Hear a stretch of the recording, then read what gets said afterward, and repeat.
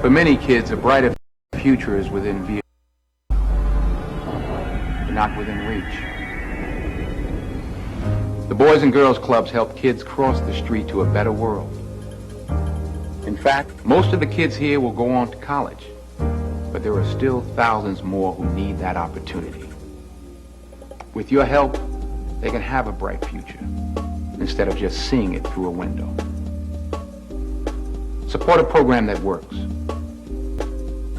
Support the Boys and Girls Clubs, the positive place for kids.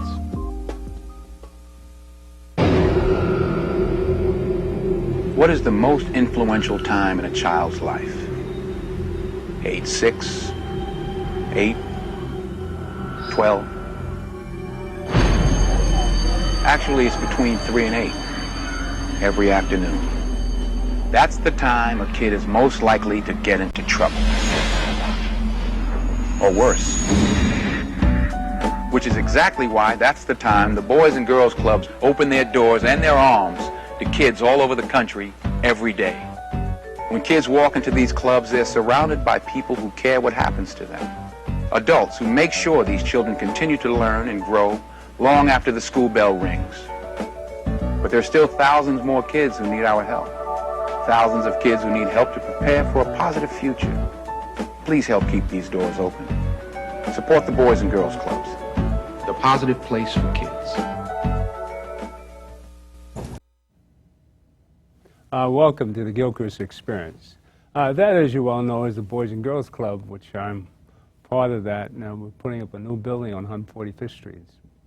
And we're talking about education today. And with us today is Denise Gordon from Parent Empowerment Services. Correct. See? Welcome to the show, Denise. Thank you. Thank you. As I said before, we make a lot of mistakes. It's okay. And we correct ourselves and move on, right? That's how we grow. That's how we grow. Well, Absolutely. you're accustomed to teaching kids, right? Tell us your story. Well, basically, my role is with adults. I believe that parents are the children's first educators. I feel that parents must have access to that information, and once they do, they can then empower their own children towards educational excellence. I'm a speaker, I'm a talker, so I can go on and on and on. Please feel free to stop me. Oh, that's why you're here. Okay. Where does your story begin? My story began, I need to say, must be at age 5 or 6. I'm the youngest of 13. Whoa. Same mother, same father, by the way. Same mother, same father. Are you related Touche. to my father had 13 brothers and Is that right? Yeah. Oh, your father. Family of 13. Well, I think in those days they just had children. But my mom would normally send me outside to speak to the trees. She would say, "Go outside and speak." And when I speak to the trees, when I started to talk, the trees would wave. And then she'd say, "Speak louder." And when I speak louder, it started to thunder. And she said, "Speak louder, much more louder." And when I did, it began to rain. I thought it's because I was so powerful. I need to say to you, it wasn't until I was like 21. And my mom had passed away, and I was engaged to get married. And I remember sitting with my dad and say, "I wish my mom was there with me." And my dad said, "She was." Do you remember those days when she sent you outside to speak to the trees, and the trees would wave, and the rain would start to fall? As smart as you are, you didn't realize that it was when it was about to rain, she sent you out. Oh. She sent me out when it was about to rain. My mom at that time, she saw the giftings in me. And even though she, quote unquote, wasn't educated as, university education, she knew what was in me, she pulled it out. So my intent is to empower parents, because as a parent, you would know what's in your child. And I would share normally that children are born with all of us actually. There's no one of me. There's no two of you. There's no two of. We're all individuals. Right. And so it is with children. It's almost like taking a fish, and you take the fish out of the water, and the fish goes crazy because that's not where the fish belongs. But you put that fish back in water, and you see the genius emerge. So it is with children. We were fearfully and wonderfully made, and so it's all of our children. We were born for purpose. So if, as a child, I empower that child, and I would tell my child, you can do anything. I mean, there's a wonderful book that tells me I can do anything that shares it. I share that book with my children, that they can, that nothing is impossible for them to do. And so the same thing I've done with my own children is what I empower parents throughout the world to do. Make your children a priority. They will just loan to you for a little while. You can infuse, you can deposit greatness in your children, and that's what I do. So I want the parents, because they are the first educators of that child. Fantastic. You know, she's not just speaking it. I know her children. And I have watched them over the last few years. Before I met her, I was watching them. Thank you. And I tell you, her kids have brought me to tears.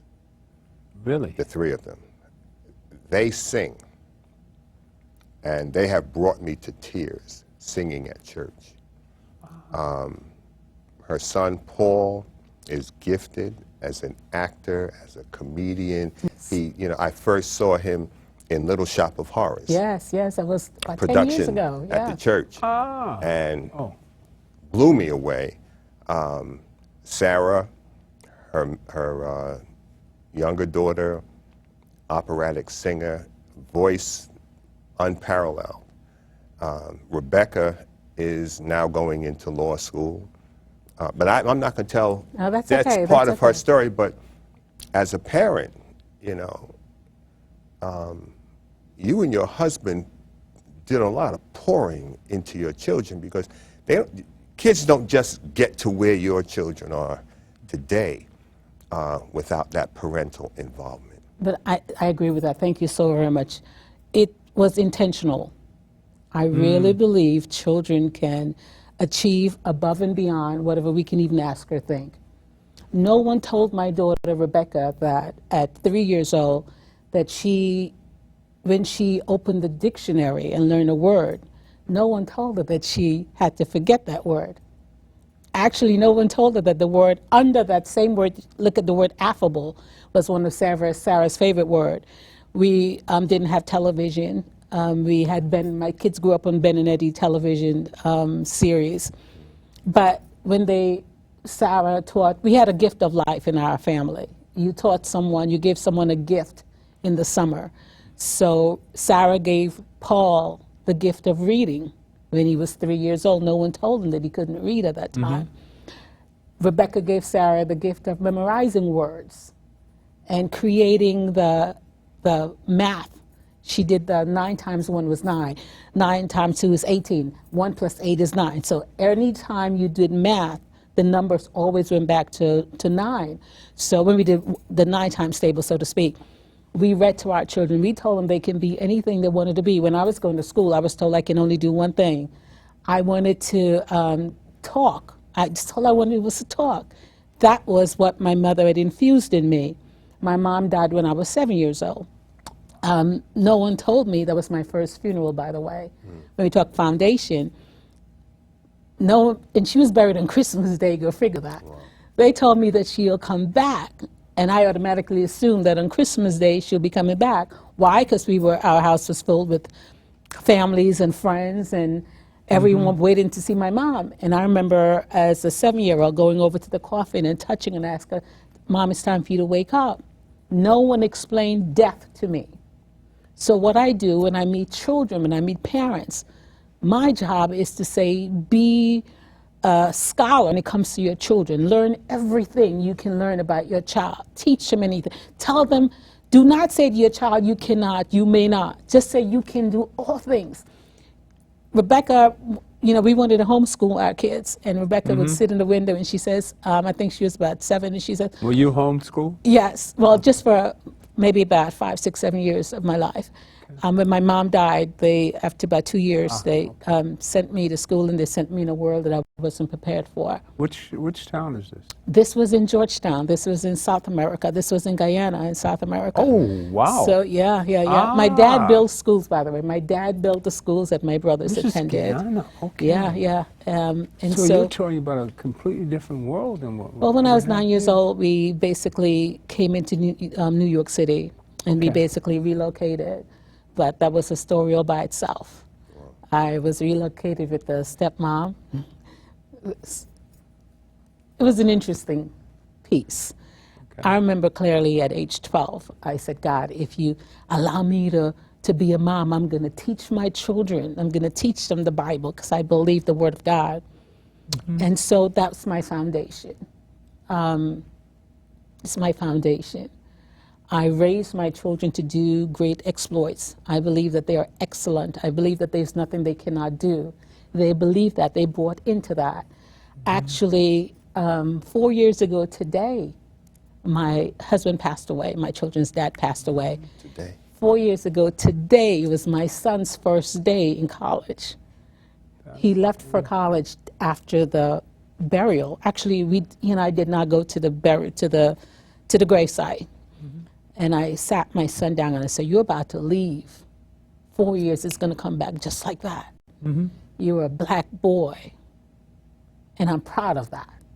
Now, you're going to go to school. You can be first, second, third. You'll just do the best you can do. And my son lived up to that. My son is now working on his master's.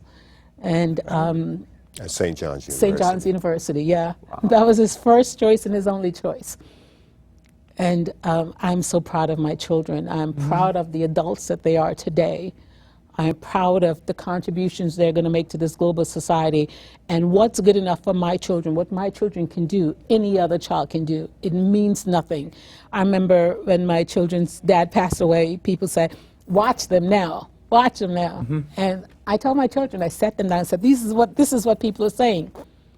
Are you going to make them believers, or are you going to do what is best? I believe that my children can do above and beyond what I can ask or think. And I believe the same thing could apply to any and every child or parent for their child. So when you migrated from Guyana, you came to which city? To New York City. Harlem. Yeah, to Brooklyn, actually. To Brooklyn? Yeah, okay. yeah. How is it that you got involved with Harlem? You were 17 years? Well, actually, no. I worked for 17 years for the Right. Department of Education. Right. And Harlem was basically one of my favorite places. When I was little, when I was about 12, I went to church in Harlem. Which church? At that time, do I really want to give them promotion? Yeah. Well, let me give the church that I'm into right now. I'll give them the props. I now attend Christian Cultural Center in Brooklyn, New York. But at that time, I attended Gospel Hall. It's on 115th on Lenox in 5th Avenue in Harlem. So when the Department of Education, when they reorganized, someone says, Denise Gordon, we're going to send you to the roughest district in the city. And I said, really, why? We're going to send you there, and we're going to give you about 4 years to turn the district around. And I said, well, why don't you let me go? When they told me it was in Harlem, I was excited because I'd always worked with people that were not African Americans. So I was sent to District 5, best district, best experience of my life. Tell everybody what District 5 is. District 5 is... What are their borders? Borders are 1/10 to 154th. Okay. I'm sorry, 1/16 to 154th. Wow. East side all the way to the west side. But District 5, I remember telling the young lady that I worked for at that time, wonderful director, Martine Gourriere, I said, give me 10 months to turn the district around. And she says, what are you talking about? I said, 10 months is birthing. And I would work without looking at the clock. So I would work almost about 13 to 15 hours every day. I met the community. I went to the schools. I met the people. I went to one of the schools, and they made, in the parent room, they made fried chicken. I mean, fried fish. They were doing things like that. It was a part of and they loved music and they loved to dance. So I thought, you know what? I'm going to start doing parent events with these very same parents. I'll always have music. So Okay. every month I had a big event, and I invited Michael Harley. He's a singer. Yeah. Michael is a comedian, and Michael will come and sing, and we'd play games, and we'd do wonderful things. And parent engagement in District 5 became #1 in the city. How difficult were the parents? No, parents, all parents have a sense of need, Okay. a sense of belonging. If you show people that you really care about them, Okay. they would write, it's all of them, all of us. I enjoy the parents. I enjoy the vision that they had for their children. They just didn't know how, most of them. But when you start sharing with parents some of the things, there were some dynamic parents in District 5. My biggest problem still is today, and the reason why I started my own business was with the superintendent and what she was allowed to do. I do not, as of today, Superintendent the of- superintendent of of the the schools and the district superintendent, Okay. I felt that she did not have the vision for the people. She looked down on the folks, and I really believe that. But I really We're talking believe. about when? We're talking about I'm today? talking about today, Okay. 5 years ago. Okay. Prior to 5 years ago, I was in Brooklyn. I was in the Brooklyn schools. But Harlem was a wonderful experience to me. I saw the growth. I saw families wanting the best for their children. I saw parents fighting. They just needed to know how to do it. And when you start empowering parents, empowering with the parent coordinators in our school, you start working with the folks. They're leaders in the district. District 5 parents are like parents every and anywhere. They simply want what is best for their children. Why does it have the reputation that it has of being, you know, You some of the must. poorest- I say you must invite me back to another show. You must invite me back for another show. Why the reputation? There are certain schools, and I really believe that. I believe that there's a tunnel from special education children. There's a market for the prison system. Okay. Now And we're the prison talking. system is basically based on our test scores. The 4th and the 3rd grade records basically determines how many beds are built in prison. Prison is a privatized billion-dollar business. Yes. So if Say that again.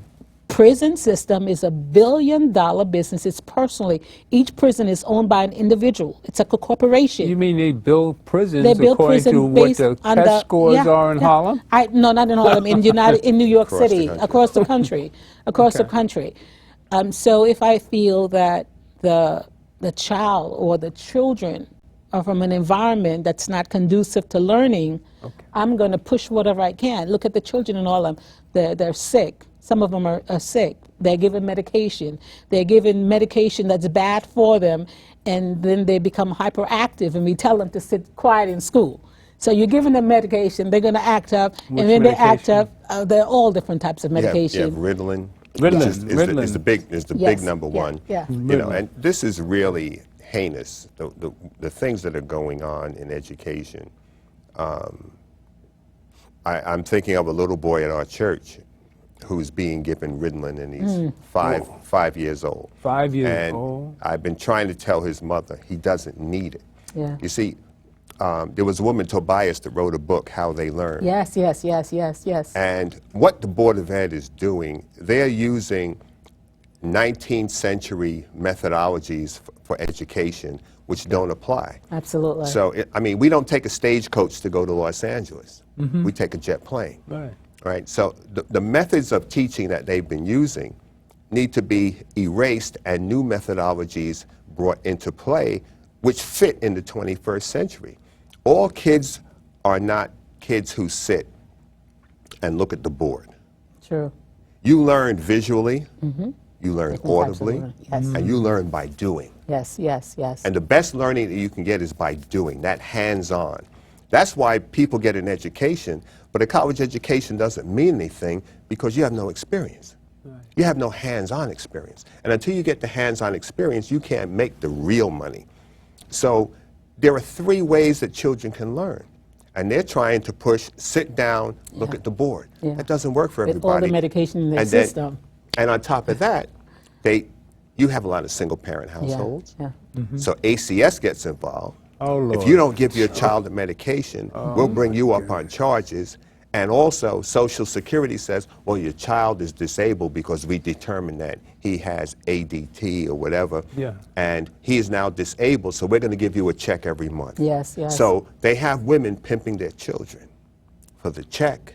We have uneducated women who are being threatened by ACS, by the Board of Ed, and then the staff in these specialized schools, they're paid at a different rate of pay than the teachers in regular school. So everybody's making money. And these young black boys are being railroaded right off the charts, into the streets, into prison. Last thing, I did a 2 hour and 20-minute lecture at a special ed high school. Wow. The principal said, you know, they can't sit more than 15, 20 minutes, so make it short. I spoke for 2 hours and 20 minutes. A college-level lecture I gave them, and not one young man got up and left the auditorium. And they told me, we want to know more. They tell us we're stupid. And I told them, you're not stupid. You're being played and manipulated by this overall system. Ms. Weatherspoon, one thing I would change, I wouldn't say uneducated parent, I'll say uninformed parents. Because most of these parents, I mean, my great-grandmother wasn't born with a college degree, didn't even own a college degree, and I think she was smarter than anyone that I know. So parents are being, it's almost as if it's perpetuated in our society. We want to give you that check. You need that check for A, B, C, D, E, F, G. Dr. Lorraine Monroe says, from a moment a teacher stands in front of the students, the teacher then give permission to teach, and the children give permission to learn. Just like you with those boys.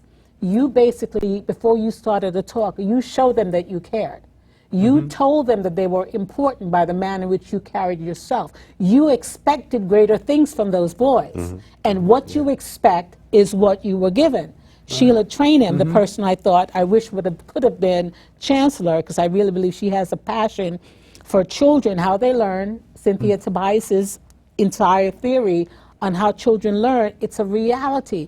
Children will learn the very same way a child next door would learn.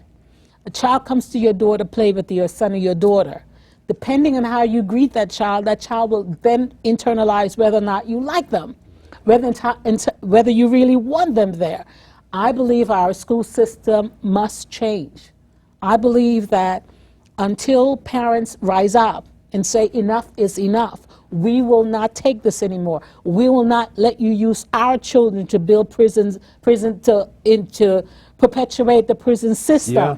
We will not let you just put our black boys in handcuffs and give them drugs and tell them they must sit there all day when you know that you're getting subsidized from the pharmaceutical companies. Right. Enough is enough. I really believe that we have come to the point right now. I'm like, you know, folks says, Denise, you can go for a not-for-profit business and make so much money. And I said, absolutely not. I want to do a business where I can do what I want to do. Okay. I can tell the truth. I'm not going to be sold out. Amen. Parents are in Harlem, no matter where they are. Give them a sense of belonging. Give them a sense of identification. Tell them that they may not know how to do it. They just want to, you might just have to give them the information. Okay. Information is power. Once we put that information, say, your child can achieve, and we show them how, we can bring the Grahams of the world in front of our students. Graham wasn't speaking about just regular general. He spoke about special education boys. Yeah. And they believe that you care.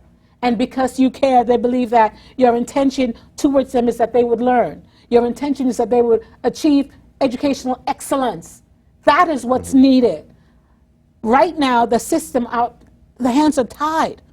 Mayor Bloomberg said, he made a comment a few years ago, and he basically said that parents could not just walk into a school anytime they wanted to.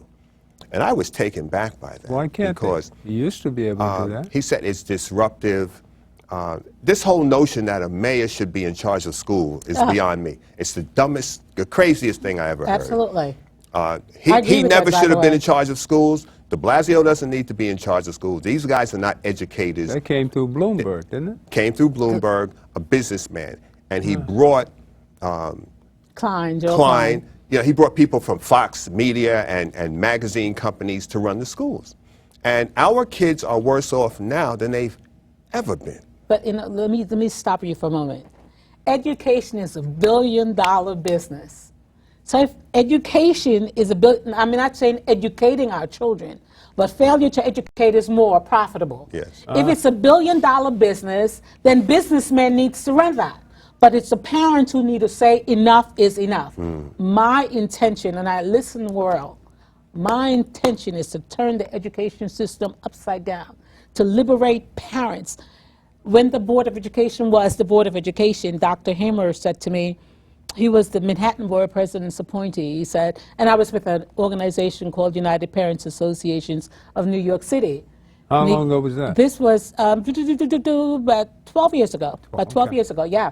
Dr. Hammer called me to his office and he said, when are you going to take off those pumps and put on some sneakers and start walking? Because what's happening with our children, with the police officers in our schools, Yeah, that's another thing. and the police officers are telling the principals what to do. It's almost like in the days of the kings when no one was in It's charge like that? and everyone does what's right in their own eyes. Our children are being role rated.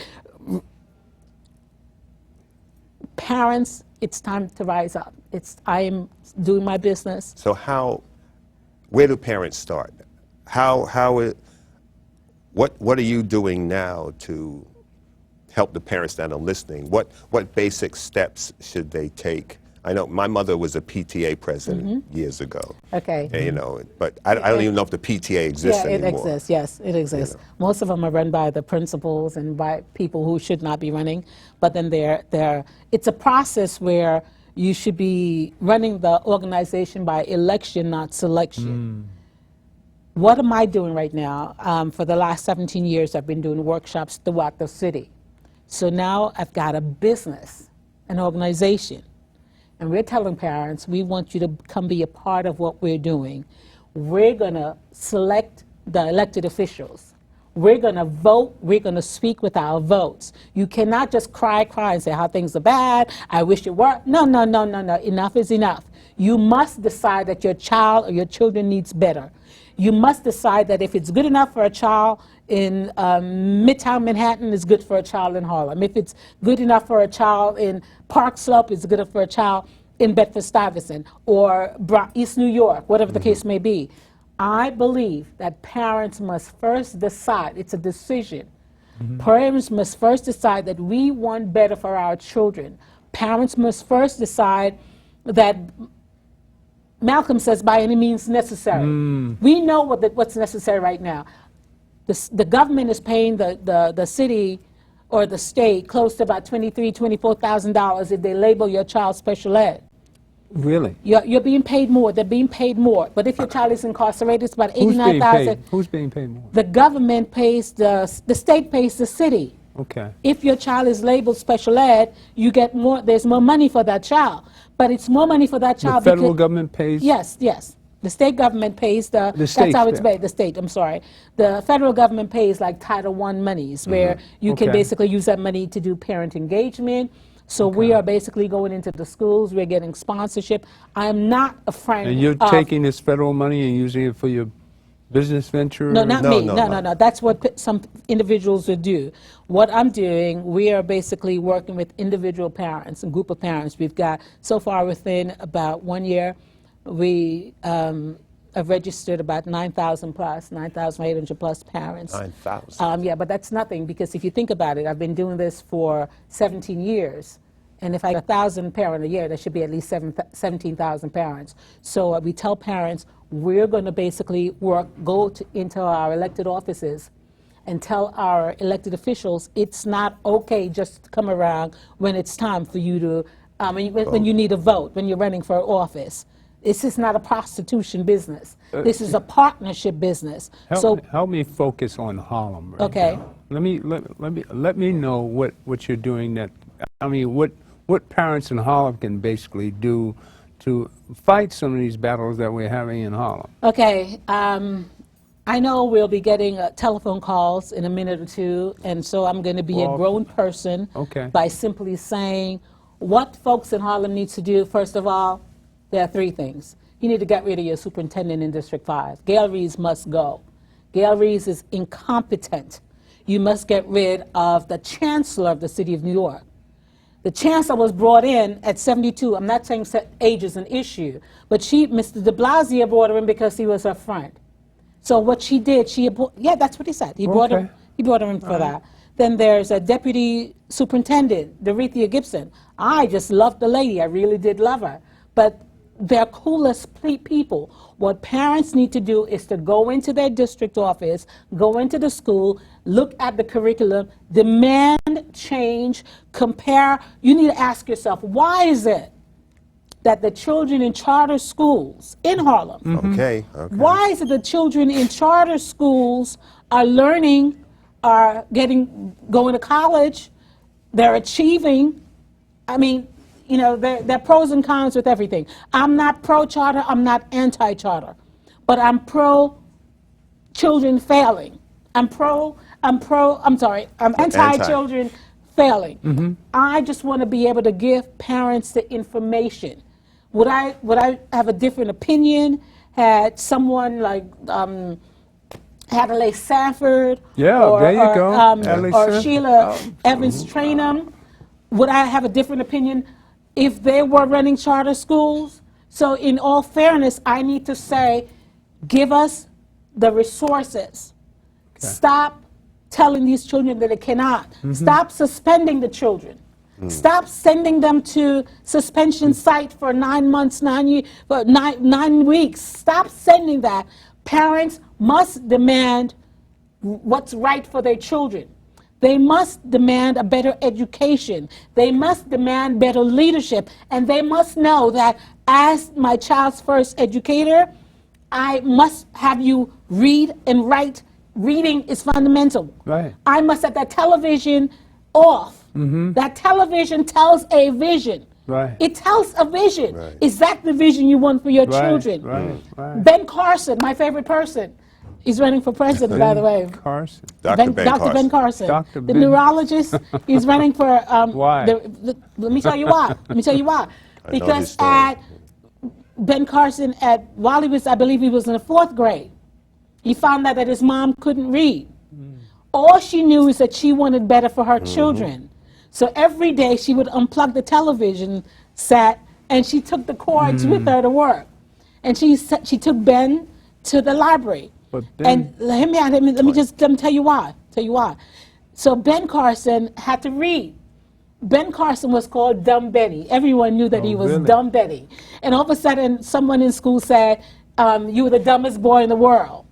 And he went home and he said, Mom, they say I'm the dumbest boy in the world, but there must be someone dumber than me. So his mother understood for the first time what they're saying. Are we aware of what our children are being called in schools? Are we being aware of what people are saying about our children? So Ben Carson's mom made sure that he read. And he read and read and read. All of a sudden, Ben Carson went back to school in the 5th grade, and they were talking about different types of rocks. And so the teacher said, do you know what kind of rock this is? And Ben Carson answered. And the teacher says, that's right, Benjamin. And that's when everyone knew that his name was actual Benjamin. Well, that same person, about my age, maybe a little bit older or whatever, 2 or 3 years older, that same person became a neurologist. The first doctor who separated 2 twins that were joined by the brain. Just because his mom said, you can read. I believe you. Ladies and gentlemen, I tell people constantly, get your children to read. I remember my daughter Sarah, at 5 years old, Rebecca taught her how to read. And she says, what do I read? And so I said, get a book. So she got the Bible. And she started to read the Song of Solomon. And she said, thou kissest me with the kisses of your lips. Thinking I was going to tell her not to read that. Man. And she said, and I said, Mom, I said, louder. Okay. And, you know, all of a sudden, louder, for me to read, and she read again, and you caress me. So let me see the emotion. Come on.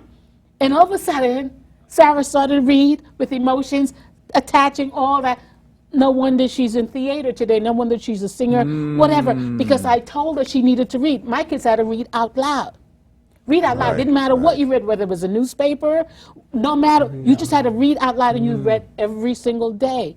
We set goals for our children. What goals are we setting? What are we telling them? Are we telling them you can achieve?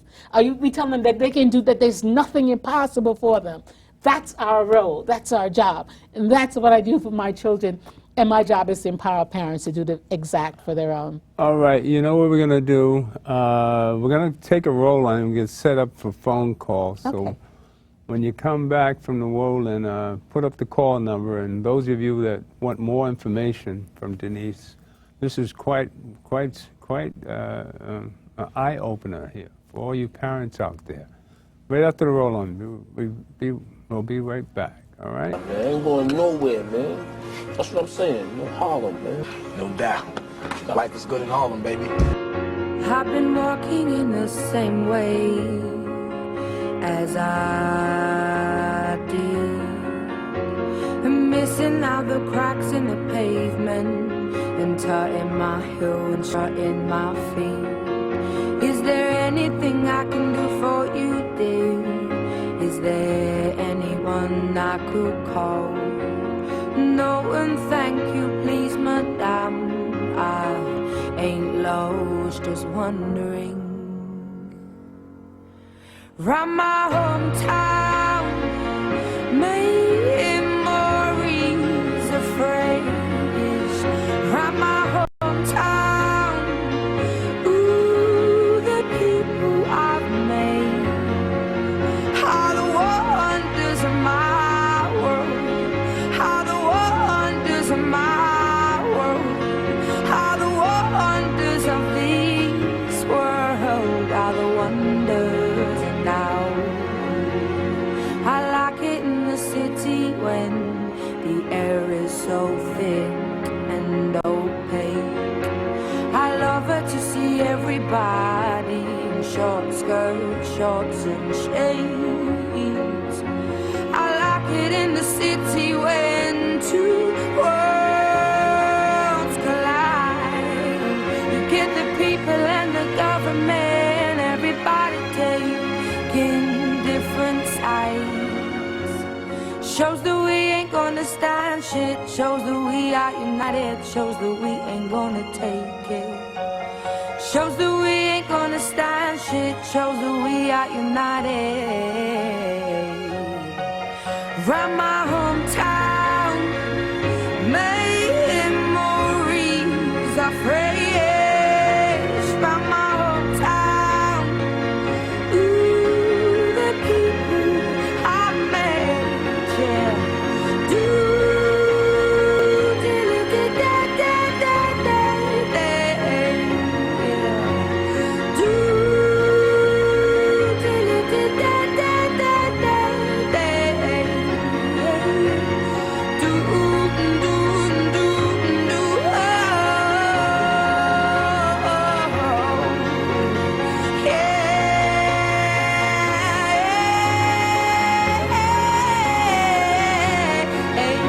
How the wonders of my world, how the wonders of my world, how the wonders of this world are the wonders.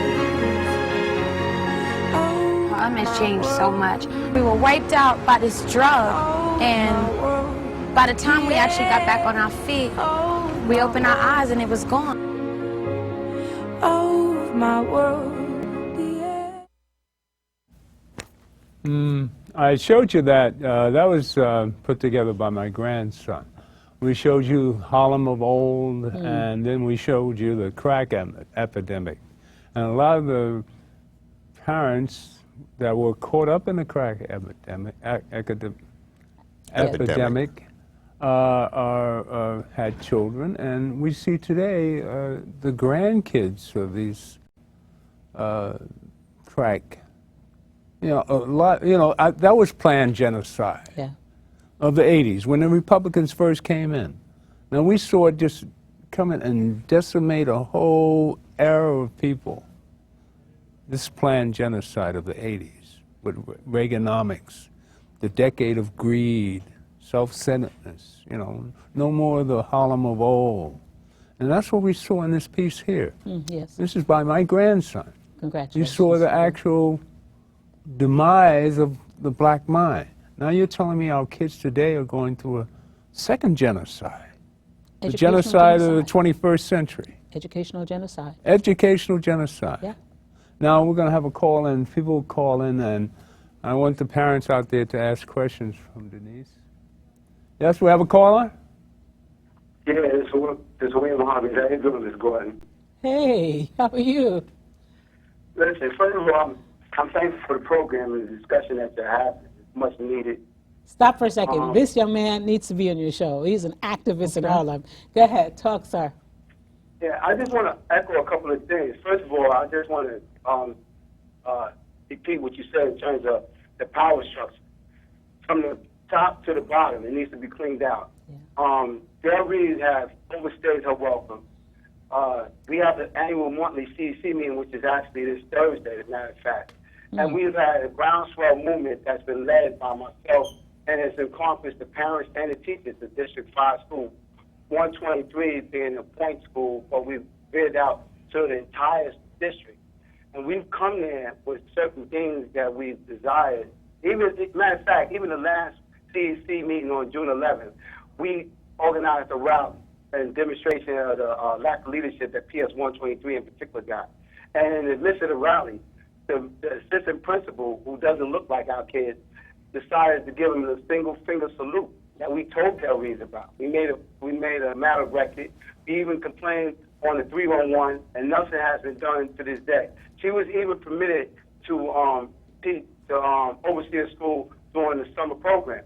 How do you justify that? That's a lack of leadership. So when I came to her about it, she wanted me to bring proof. I said, what if I said a child was getting molested and all I was a visual witness? Wouldn't you at least investigate that, start out with? So it's little things like that that she seems to turn a deaf ear and a blind eye to. And the same with Chancellor Farina.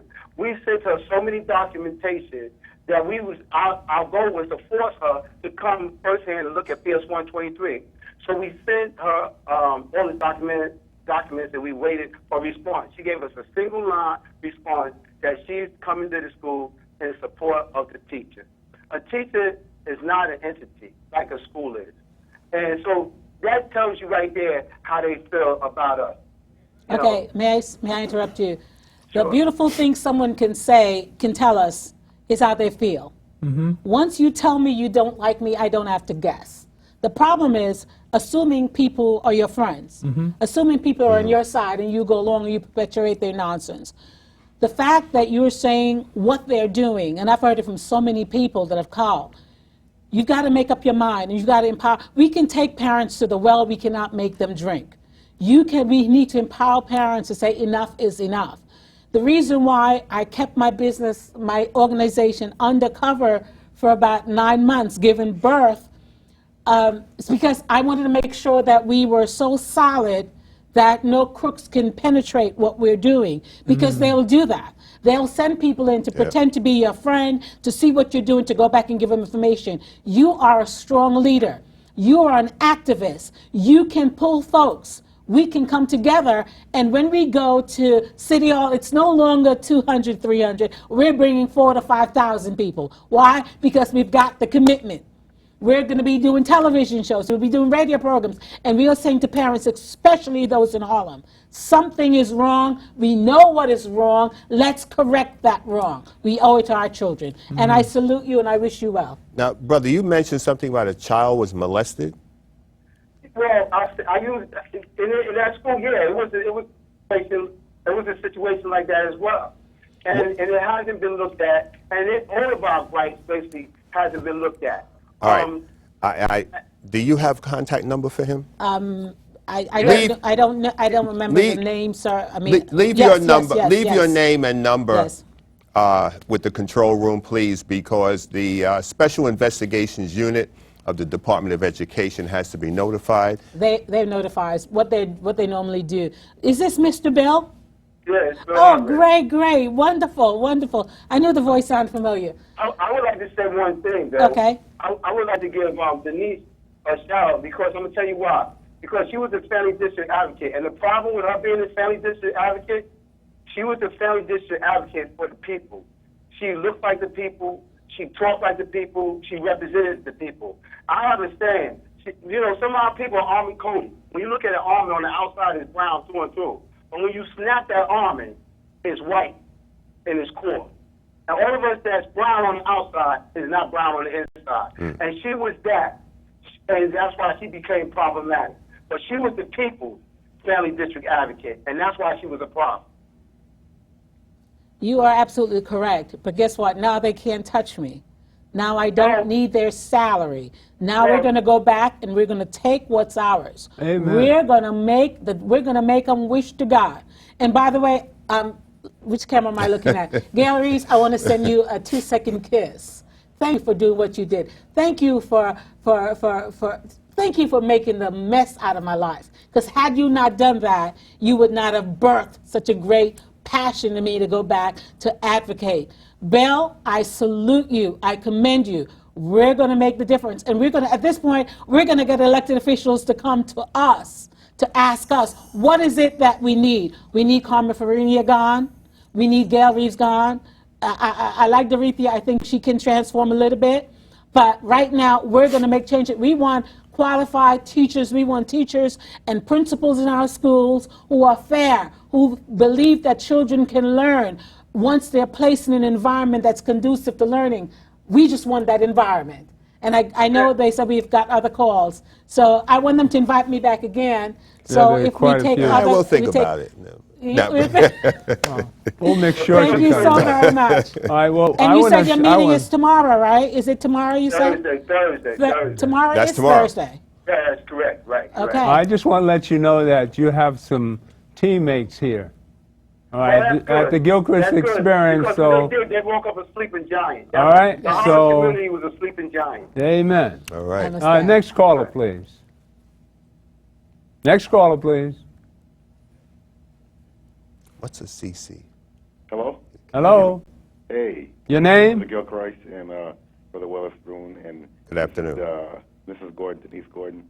Hi. You're fabulous. I love your fire. Thank You're you. amazing. You should be chancellor. And No, I want to direct the parent engagement. Absolutely. That's what I want to You're do. something greater. Yeah. But I have a question, and also to Mr. Weatherspoon. Of course, I would like him to connect this to the Sandra Bland. I know it probably sounds ridiculous, but to what? This education thing. I believe it has something to do with that. But my question to Mrs. Gordon, I know it's totally off. My question to Mrs. Gordon: why is the current chancellor totally oblivious to our children's needs? And what is the real thing behind these charter schools? And what does this have to do with Sandra Bland? Because if I'm not mistaken, she was coming from Chicago and she was on some type of she was helping somebody or something like that. I could be wrong, but be well. Reinstate automatics, hotel. Your name? Yep. Did he say his name? He didn't give his name. You didn't give your name. Okay, there's so much. I'm going to ask them to please, at this point, if they can, or sometime during the next 15 minutes, if they will be able to put my website up, because there's so many different things that the person did ask. What's wrong with Carmen Farina, our chancellor? What's wrong with Carmen Farina is the very same thing that's wrong with us in a relationship. I've got a very good friend, and my friend would say to me, if you raise your voice at me, I'm gone. If you raise your voice at me, I wouldn't talk to you I'm just not going to talk to you and he will say, for 5 days. And guess what I did? So I talked to him and got upset, raised my voice, and all of a sudden that person stopped answering my calls. At the end of 7 days, that person called me back and said, are you willing now to talk to me with dignity and with respect? My children would say to me, Mom, you're raising your voice. But if you were talking to your parent group, because I brought them along with me for years, you would never raise your voice at them. So why are you raising your voice at me? I took them for granted. So now that I speak, I no longer raise my voice. Now that I speak to my friend, I no longer get upset at him. I no longer raise my voice. With Carmen Farina, the de Blasio gave us an impression, you know, we are married to a black woman, so I understand the black needs. You do not understand the needs of the black people, Mr. de Blasio. Had you done that, you would not have brought in Carmen Farina, the person who sits on another TV channel and talks about how great she is, her grandpa. Stop with your grandchildren. We want our children to get what is right. There's so many things. What is she doing wrong? What does she do? She does not believe. She stated, we were in a conference, and Ms. Farina, do not lie because I have you on tape. Ms. Farina, we were in a conference with people, most of my colleagues, District Family Advocate, and this was on the 5th of February 2014. And I asked a question. I said, there are principals in our district, in District 5, who are violating the rights of our parents. There are principals who are telling parents, you're not allowed to come into our school. One particular principal had a parent whose husband was on furlough, I believe, and he was leaving. And because the principal was upset and angry, and I'll be mentioning all your names in my book, yes, and on my other shows, that principal told the parent he was not even allowed to go to a recital with his child. Carmen Farina, I asked her, I said, what can we do? What are you going to do? And she had been chancellor for about 4 months, give her the benefit of the doubt. She said, I just learned about your roles today. And I do not believe that parents in District 5 have the same concerns with the parents in District 2. Do not lie about it because someone taped you. So you lie about it, you come against me, I'll bring that tape out. Carmen Farina does not believe that the parents in District 5 wants what's best for our children. Where is District 2? District 2 is in Midtown, in 23rd Street. Chelsea? Chelsea, yes, yes. But she basically called out District 2. That's what I've got many good friends in District 2. But she called out, if a principal or a superintendent really believes that parental engagement is not necessary. Parental engagement is a process, it's not a policy. Just like the young boys that you spoke with, you basically had to give them the invitation to receive you. Yes. And they did. The same thing with parents in District 5 and parents all over. Give them a sense of identification. Give them a sense of belonging. That's what I gave to District 5. And they have tried. And they cannot replace that. Parental engagement is a process. It's not a policy. Parents, it's time to rise up. It's time to say enough is enough. Whether we're going to get our parents to run for elected office, yes, we are. We're going to turn this bad boy around. We're going to make a difference. And I know you have other callers. So Well, you know, one question I'd like to ask you. We heard recently that there was a principal that committed suicide. And she was a good principal, too, I understand. In District 5. In District 5. During the summer. Yeah, but guess what? Oh, my God, please invite me back again. Sure. And what I'd love to do, I'd love to bring some parents from that school to talk to you. About this About this the very incident? same incident. Whoa. Whoa. I'd like to bring at least about 3 or 4, the leaders. Tell us the the story. Tell us the story. I, We have 7 minutes. I'm just trying 5 to, minutes, I was actually. just trying to get other callers. Hopefully one of them on the phone We would have be, 5 minutes left in the show. It's, okay. I think she wants to hold that I just one. want to hold on to that. She was a wonderful lady, wonderful person. She went to Abyssinian, and for some reason, once again, Superintendent Gail Reeves spoke at her funeral and talked about how great she was and how she was hit by a car and said all these nonsensical things about her, only to find out a couple of months ago, maybe about less than 2 months ago, that the story is being told that she falsified the Common Core test. Test scores. The test scores. And someone told someone, and she went in to speak with her supervisor, and her supervisor, whatever the supervisor told her, she eventually, which is Gail Reeves, the superintendent, she committed suicide. Let me tell you why I believe that's problematic. My husband was buried on 4 years ago today, on a Friday. I went back to work on the Monday. Why? Because the job that I did, no one was able to do it if I wasn't there. And I basically talked to, I was frustrated. I just reached a level of, and I met with the superintendent. And she said to me, she says, "Oh, no one wants you here, Miss Gordon. You should just get up and go.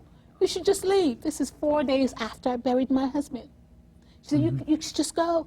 You can go anywhere. You ran for elected office. You can go. You can go. Had it not been for the grace of God, I'm not going to lie to you, I would drive to work at 7 a.m. in the morning to get there for 8 o'clock. And I listened to Christian radio, so it was good for me. And one day I was driving and someone says, "Why don't you just end it all? You know, get Pastor Bernard to pay for the funeral and take care of your kids. He'll do so." That's the thought that was going through my mind. Whoa. And I pulled over and I cried out to God. And I said, "This is not happening." And I looked at galleries and I called her, they call her the fur. This is the present day superintendent that's not qualified. They call her the fur. They call her the fur, Lucifer. That's what they call her. And I looked at her and I said to her, "I am not leaving. You want me out of here? Try to get me out of here. But you may get me out, but I will come back." Do you know, last year she called in a Caucasian superintendent and she said, "Oh, your services here are no longer needed." And I looked at her and I said, "Why?" She said, I said, "Guess what? God is for me. Since God is for me, who can be against me? Amen. I will be back." And so I thank you today for the opportunity of pushing me out, because I think it was a birthing season. I saw the violations. I saw one young boy was sexually assaulted, raped in the bathroom. And that boy was raped, and what they did, this mom was in shelter, because we have more shelters in District 5 than anywhere else. Is that right? Temporary housing, they're called. And this mom is on public assistance, lives in a shelter. Child is being sexually abused. She sent me the letter. I sent that letter on to the chancellor because she didn't want to work with the superintendent. What did they do? Out of court settlement, $6 million plus. But you're giving that much money to somebody who lives in a shelter. So the child that did the sexual assault, they took that child and placed that child into another school, one of our schools. And then they isolate. Let me tell you, someone said to me a couple of weeks ago that they want to file charges against the DOE and the department and District 5 superintendent. Baby girl, I got something better for you. Next year is an election year, and I'm waiting for that. It's all planned out. It's not fair what is being done. And I tell you, you cannot go against someone like that unless you've got the Spirit of God in you to say, no, we're going to manage. Denise, we have 30 seconds left. Oh my I'd gosh. just like to say that you shall return. All right? And the God in me loves the God in you. I thank stay you so tuned. much. I appreciate We're you going to take care of tremendously. Harlem and our kids. Please you know? do that. We've got to do it. We need you here. Put those Oh, you're sneakers definitely on, coming back. And we're going to work. We're going to walk those All right. things. Oh, we're going to make yes. a difference. All right. Thank you so very much. All right. Thank you. Thank you for coming. Thank The you God for in me coming. loves the God in you. And thank God for Denise. We're going to you. save Denise Harlem. Gordon. Thank you. The other planned genocide. It's 1 hour already? 1 hour.